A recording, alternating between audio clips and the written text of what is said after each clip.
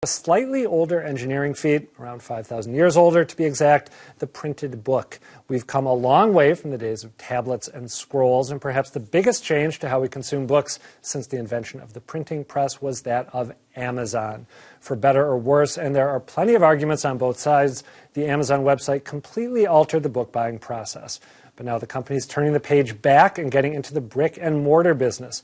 They just opened their first Massachusetts store at Dedham's Legacy Place, largely featuring books they found generate a buzz online, plus their trademark electronics like the Kindle and Fire. So what does this latest move mean for competitors?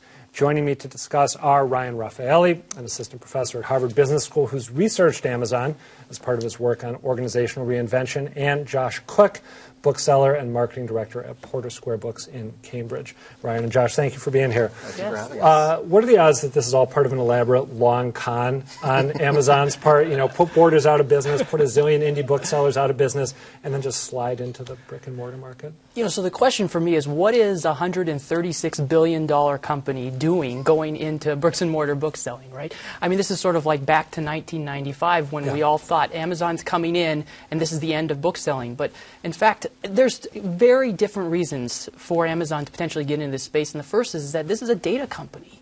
And so they want data, and they can get the retail experience data through this, just like as they're going into now piling grocery stores and others. Yeah. So that sort of starts this off, right? Why are they doing this in the first place? So reason number one is data gathering. Yeah. So we should see ourselves as guinea pigs when we go in there as opposed to... Absolutely. Okay. They are watching you. What do you, well, I guess no one's biting on my conspiracy theory idea. Go ahead, yeah. Well, you know, that's also a Prime membership recruiting tool. Yeah. It's directly, you know, they have the different prices for Prime membership. Yeah. We know their Prime membership is a huge moneymaker for them. And, you know, we also know they have tons of data. They like to keep it close to the chest. So, you know, maybe they looked at zip codes that didn't have the Prime membership that maybe they expected. And this is a way to bring that to different communities. I hadn't thought of the Prime piece. I did want to ask both of you about the geographic distribution here, because there is one already in Oregon, not too far from Powell's, which I totally love, Washington, California, now Massachusetts, and 6 more coming, including Chicago, New York City, and Linfield, of all places. So we see the western part of the U.S., Illinois, and the East Coast. What's the pattern here? Because those sound to me, I don't know, like they'd be Prime-heavy areas. So I think what's going on here is that you have to remember that once they get the consumer into the store, it's a way to begin to show them many other offerings beyond just books. So the consumer that's interested in these areas in products like the Echo, some of these other things like the Fire, Amazon TV, all these things are being showcased in these Amazon bookstores that gives a consumer with this sort of an income and this demographic a view lens into all these other offerings. And Josh, for you guys, is the fact that there's now a store in Dedham and that one is going to be coming to Linfield, does that in any way pose a threat for the people that you sell to? I don't think so. I mean, if you think about the population of the metro Boston area, or even the greater Massachusetts area, the education level, just the literacy and cultural level we have here, you know, there could be 5 stores in Cambridge, I think. And if people shopped more in town anyway, we could support that.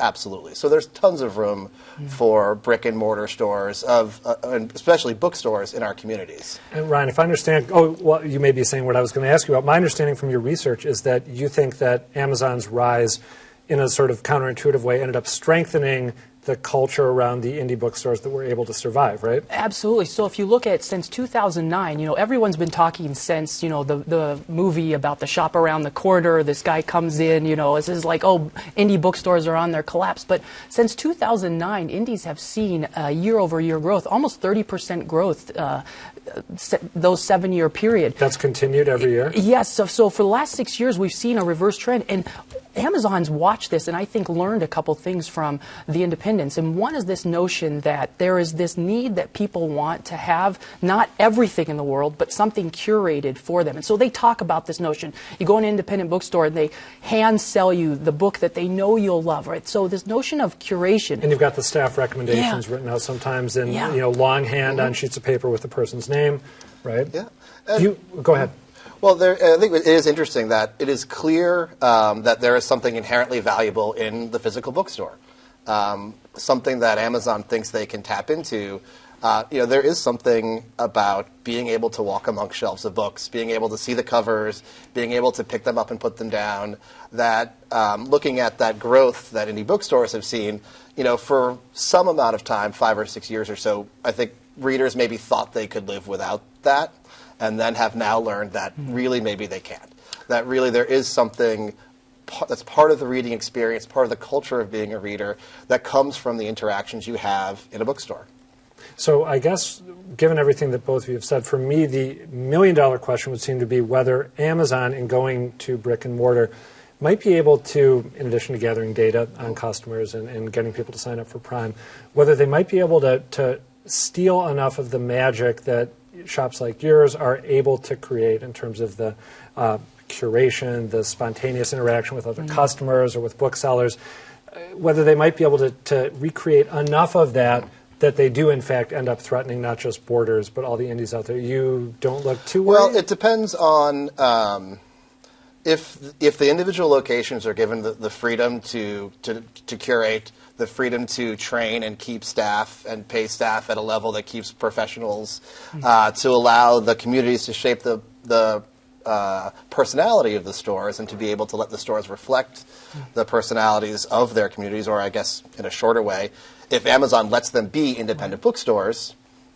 then there is a chance that they could be successful in that way. I mean, watching how Amazon has operated in other avenues where they tend to get their money from in terms of revenue streams, I don't know if that's something they can fit into their model. And also what we know about the realities in their fulfillment centers, where you have workers who are sort of scurrying around ceaselessly for 8 hours in horrible heat, or so some reports have suggested. Go ahead, Ryan. Well, there's a couple things that differentiate, I think, the traditional independent bookstore, who's doing very well today, from this new form of a retailer in the Amazon. And the first is that, so much of what's happened in indie retail is that it's been really thought about this notion of how do we reconnect with the community. And so this connection to localism and shop local, many people don't realize that around the country, it was independent bookstores that started a lot of that, Small Business Saturday and others.